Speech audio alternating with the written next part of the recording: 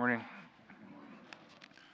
So the feast day of Our Lady of Sorrows follows immediately after the triumph of the cross, the exaltation of the cross, because we recognize that though the cross is a glorious sign of victory over death, it also requires death. It involves death. And so for us to see the cross, we have to both rejoice and express sorrow.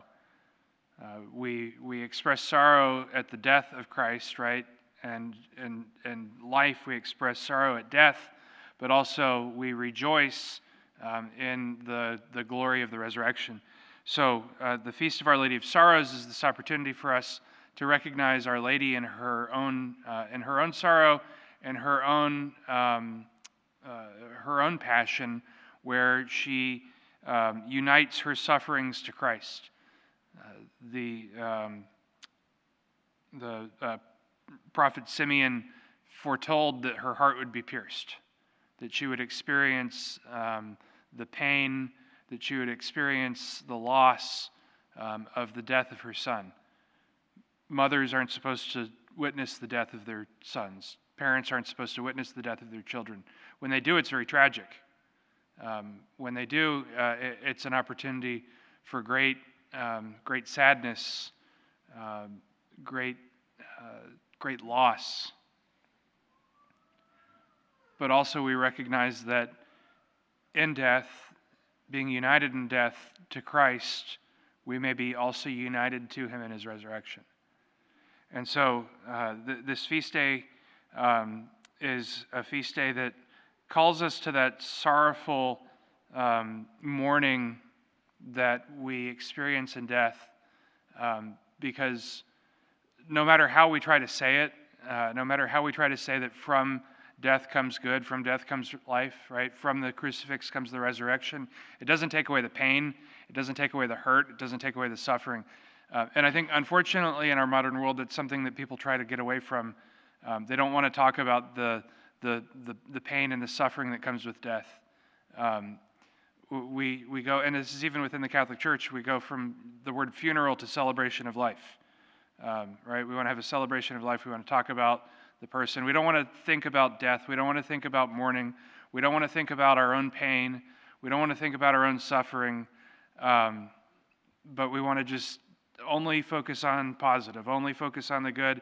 And really, a lot of times that good and that positive on which we focus isn't really good and positive, right? When we recall people's lives and we say, let's celebrate the good things that they did, and he liked to play golf. Like, well, okay, that's fine, but what does that have to do with eternal salvation? We need to mourn, right? When we lose someone, it's necessary to mourn. To try to just kind of cover it up and to try to just say, oh, well, he's happy now, he's in a better place. Do you really believe that? When people say that, especially secular people, he's in a better place. Do you believe in heaven, though?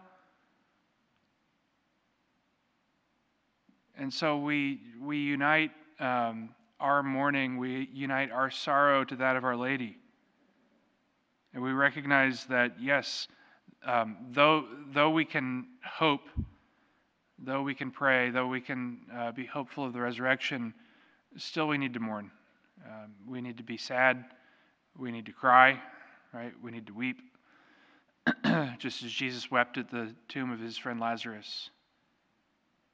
It's okay to be sorrowful. We shouldn't always be just like super, like, oh, woe is me and woe is life. We shouldn't be like that all the time. But there's a time and a place, and it's appropriate, and it's necessary, and it's healthy. It's healthy to mourn. It's healthy to be sorrowful.